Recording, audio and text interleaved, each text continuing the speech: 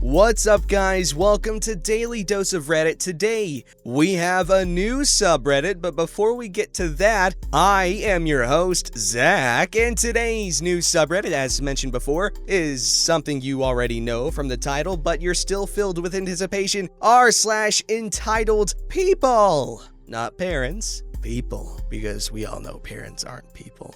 Alright, my friends, let us cleanse our palates for our first taste, or dare I say, dose of entitled people with my sister thinks $55 covers 2 months of babysitting. Too long, but you'll read anyway. This makes me hurt a little because up to this point, my sister was the only one I could mildly get along with within my family. But I guess she is my mother's daughter, so the entitlement shouldn't have been a surprise. My sister and brother-in-law are both essential, cop and doctor, so they've needed someone to watch their kids now that school is canceled and a lot of daycare services aren't around. And even then, the youngest one had been kicked out of 2 of them, and finding a new one is difficult due to that. So I've been watching these kids 4 to 6 times a week, depending on their schedule, anywhere between 7 to 12 hours a day. I was told to wait until they got paid, then told to wait for the stimulus check to come in, and they'd pay me for it. At that point, and I do have the text, it was going to be $85 a week. Regardless of that 4 to 6 times a week. Well, they got their stimulus check in. My sister gives me $55 and tells me that this was for the babysitting. I told her, this wasn't what we agreed on. I was told that I should be grateful because she has been feeding me. No, she hasn't. I bought my own food and intended to have to buy the food that these kids were eating for lunch. I was told it was just like hanging out, having fun, playing video games with my nephews. No, it was not, and she knows her kids better to know that they're fucking monsters. They both are destructive. It's a hassle since I have to chase one of them around all the time to prevent them from climbing shelves or from getting out the front door because these kids were never taught to mind. And when I refused to bring my gaming laptop for the older one to play anymore, I told him specifically if he wanted to play on it, he'd only touch the wireless mouse and keyboard and play it at the desk, but not to touch the laptop. So what does he do after getting bored with one game he begged me to let him play? Pick up the laptop and run with it and drop it. I screamed at him. Not my best moment, and he had the attitude of a teenage valley girl of whatever, accidents happen, that's why they're accidents. If it breaks, you can just buy a new one. To which I told him he would be the one to replace the $1,600 computer. But since that day, he's been a whining bag of crap about me not bringing it over for him to play with. I have to deal with these kids assaulting me all the time and not being able to do a thing about it. These kids are freaking monsters! And the only reason I agreed to do this was because she was my sister and she needed help. But I was supposed to be compensated for my time away from my own work. I work commission-based jobs at home, but I can't work on it around them as there's no pause for me to do it less than the younger one would probably run away and get hit by a truck. I know it'll probably be crappy of me to do if I just don't show up for the next few days until they fix paying me what they at the very least owed me. But on the other hand, I really just don't want to be around those kids. They need to be heavily medicated and are the poster children for corporal punishment being a necessity. The kids are 11 and 8. The laptop is fine. My response was due to his attitude of, I can just replace it, when I told him no, because I don't want it broken. I loved the writing here. Redditor OP person. Your post was beautiful, and the energy you put down, I picked up, and I think together we just produced something pretty beautiful. And guess what, my beautiful, beautiful audience? There's more. That's right, part 2 starting right now. Update! My sister thinks $55 covers 2 months of babysitting. Oh, we meet again, cookie dough junkie. So I waited some time so I wouldn't have to do multiple updates after a few people asked for them. Not sure if this is typically a subreddit that allows updates, but here it goes. To clear the air here, I am a dude. I know, how feminizing for a man to babysit. I had thought to correct this in the other post, but I was also sort of amused at how many people assumed I was a woman. I spoke first to brother-in-law, who had no idea she wasn't paying me. So he was the one to pay me back for the weeks I had already done. He wasn't very happy with my sister. I didn't watch them for this last week. I did talk to my sister first off about how disrespectful that was to make a deal and renege on that deal, especially considering how ill-behaved her kids are. My sister told me she didn't think it was a big deal because I was getting unemployment, and she assumed that because some people were getting unemployment and an additional $600 a week due to Brovid. That doesn't make any sense to pay extra to people on unemployment and not those working. So I was making bank either way. She assumed wrong. I was not getting $600 extra a week. I wasn't on unemployment due to Brovid, but it was part of what happened with my former employer before I went to work for myself, that they're paying my unemployment for their many labor law violations. My unemployment through them is almost up anyways. Either way, it was odd for her to assume I was making $900 a week off unemployment without asking me if I was. She and her brother-in-law had to switch around their shifts to watch their kids this week since I wouldn't show up.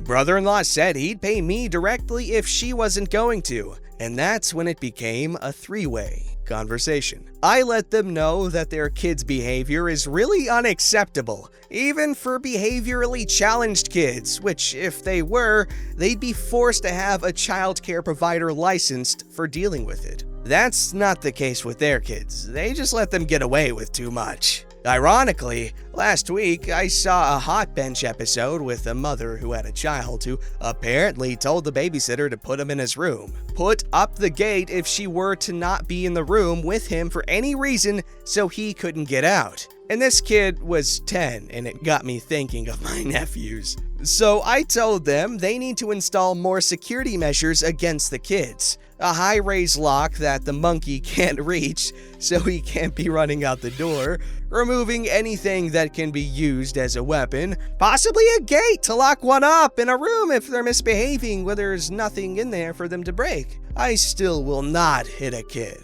but I don't mind shoving them into a room and locking it to see if they calm down. I am not watching them this week either, but I told them I might reconsider if something can be done to make watching them not like being a security guard at a prison. At least there you can beat up the inmates. My sister didn't like my suggesting that they need to change their parenting, but my brother-in-law actually agreed. They had their argument, and he said this is why they can't get babysitters or daycare for them anymore. They're out of control. Definitely knew that. And that they just keep coddling them through it. Definitely knew my sister was doing that. So there's a possibility I might watch them next week, if they have some sort of new way to mitigate their behaviors that could actually work. But that's not a yes yet. They would need these ways to start disciplining their kids either way, or they'll just be releasing awful teens onto the world. Alright, Cookie Dopey, you gotta tell us more tales of these awful children in this entitled sister of yours. I was gonna say awful, but I feel like that'd be mean. But that's why we have those in the comment section that'll say it for me. This story's called, I Pay Rent So I Own This House. Thought this would fit here. English is not my maternal language. That's cute. Backstory. My parents used to own a house on a big plot of land. When my older siblings went away for college, the house felt too big for our needs, so my parents decided to sell the house, but not all the land. They built a smaller house on the part of the land they didn't sell. A few years later, we moved to a city 2 hours away and kept the house as a place to go during the summertime. My parents decided to rent the house as it was well located and it had a really nice view. Renting it meant that they could use the money towards the mortgage and taxes. Enter our Karen. Karen and her boyfriend rented the place so she could be closer to her work. From the start, my dad made it clear. The place was to rent and my parents planned on living in that house after retiring. At that time, both of them planned to work for at least another 20 plus years. They would, of course, notify Karen in advance when they wanted to take back the house so she would have plenty of time to find a new place. In return, they asked that she notify them in advance should she wish to move out so they could find a new renter. The lease also stated that my parents would have some of their things locked in a storage in the basement as well as in a shed on the property, that they would always call Karen before dropping by to get something out of the storage, which was in the basement and connected by the garage, so they wouldn't even disturb Karen. For a few years, Karen was an okay renter. She paid the rent through a check each month. She smoked inside and didn't take care of the land, but my dad didn't make a fuss about it. Real trouble started after around 12 years. Every few months, Karen's checks would bounce. My dad would call her to ask about it. Karen would profusely apologize and rectify the situation. Then it became every other month, until it was every month. Finally, my dad had enough and called her about the lease and the rent. During the call, Karen argued that since she had been paying for the past 12 years, the house was now hers. My dad was shocked since that came out of nowhere. He tried to explain to her that she was renting the place like they had agreed on since the beginning. Karen went on a hissy fit about how she had paid so much over the years and she was the one living there and taking care of the place, which she was not at all. Therefore, it should be hers. She threatened to take my dad to court. Now, where I live, there are many laws which protect the renter and can be a real annoying thing to deal with when you have nasty renters. My dad hired a lawyer to make sure everything was in order. After a meeting with Karen where the lawyer was present, she realized she didn't have much of a case since all paperwork concerning the house was in my dad's name, and the original lease clearly stated that it was a rental. My dad offered her to stop renting should she wish to after the whole debacle, but she wanted to stay in the house. He made her sign a new lease where it stated, again, that this was a rental, and that should she not pay or cause trouble again, my dad would give her the shortest possible notice of eviction allowed by the law. Karen is still renting the house after almost 20 years. My parents are not close to retiring yet. Do hope it won't turn into a crap show when they decide to take the house back. Edit. The question, why did your dad let her sign a new lease? Comes up a lot in the comments. I will say what I answered throughout the comments. I don't have the slightest clue why he would do that. As I was a kid, much younger when this happened, I wasn't kept in the loop much. It was also not the reaction I would expect my dad to have since he is respectful to others and he expects the same in return. I do know the legal actions he took when she threatened to take him to court did protect himself and many future problems that might arise. I do appreciate all the concern and all the advice, although I do think my dad had a good reason to keep her as a tenant from hell after everything that went down.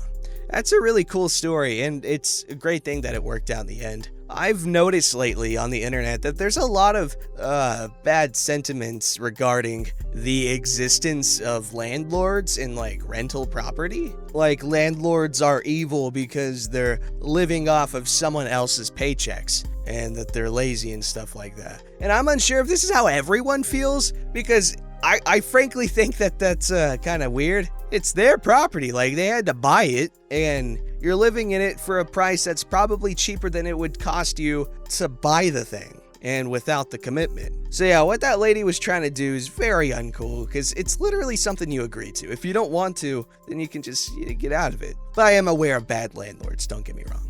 Alright, so this story's called Entitled Woman Demands to Touch My Bump. I'm almost 5 months pregnant, and since my normal clothes were starting to get a bit tight, my boyfriend surprised me with a few new items, including a top that says, "If you didn't put it in there, don't touch it." I found it hilarious and very appropriate, as we had been talking a lot about how annoying people that just touch your belly when you're pregnant are. So, happy as Larry with my new top, finally highlighting my blossoming bump, we headed to the supermarket for our weekly shop. While there, we got separated briefly, and as luck goes, that's when this woman approached me. Here's the cast. Entitled woman. Boyfriend. Me. Yours truly. Excuse me? Yes? That top you're wearing is very rude and offensive. Excuse me? How do you think it feels for people who are struggling to conceive? It's only fair that you let them touch your belly to share for a moment what you're feeling. You're very selfish and clearly don't deserve this blessing. I was left speechless. I'm usually hard to intimidate, but ever since I got pregnant, I found myself very prone to tears in confrontational situations. Also, my partner and I have been trying to conceive for a year and a half before being successful. I remember vividly the pain of seeing other people around me having babies, the heartache every month, and the idea that I could be the source of someone else's pain hurt me deeply. Luckily, my knight in shining armor made his appearance. My boyfriend is a very big, bearded, and tattooed guy, so some people can find him intimidating, if not scary. He is the sweetest man, but he's very protective of me, especially now. So he easily loses his temper when it comes to it. What's going on?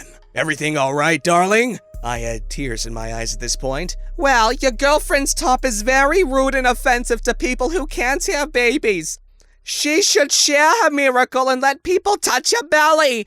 You clearly don't deserve it. First of all, you don't know us or how much we've struggled for this baby. Second of all, we're in the middle of a frickin' pandemic, so you should keep your distance no matter what. And finally, if you feel entitled to anyone's personal space and body, no matter the reason, you can F right off. Now, stop harassing my girlfriend before I call security. She looked at him for a second like she was gonna reply, then thought better and left. Yo, is homegirl dating Paul Bunyan? Ooh. I'm pretty sure that's the same dude who drank the Mississippi dry, so you better appreciate that lung capacity. Alrighty, our last story of the day is future sister-in-law thinks my disability is not important enough to accommodate at her wedding. My brother is getting married in July. I have a service dog for my various disabilities, and since the day I found out about the wedding, she has been unwilling to accommodate my need for my service dog. She has made various excuses. What if the dog gets hair on my dress? We don't want dogs eating food off the table. What if he jumps up and messes up my dress? It's expensive and I don't have the money to replace it. I've made it clear that I can't be at the wedding without my service dog. Both my mom and I have also made it very clear that he would never do any of the things she's mentioned. Now it's the venue. Well, we don't know if the venue will accommodate you. I mentioned that they had to, legally, and my brother was like, still. Seems like they are trying to find any reason to deny me. We are reevaluating the topic in July, and if it doesn't go well, I might just show up with my service dog anyway. Could really use some support from you guys. Well, Erica Cat 1, I am offering you my emotional support through the form of this poem dedicated to you. You are important. You are valued. Your service dog is great. Things will not be chewed. You're very pleasant and you do something nice to the air about you. Also, this video would be impossible without you. Alright guys, where's my Nobel Literature Prize thingamabob? Because I just won it with that freaking poem, am I right? It was totally not mediocre at all. Also guys, please check out Daily Dose of Memes in the description down below. Get us to 1K. And if we reach 1K by the time this video goes up, then get us to 45 million K. Don't forget to like, subscribe, and hit that bell to never miss an episode.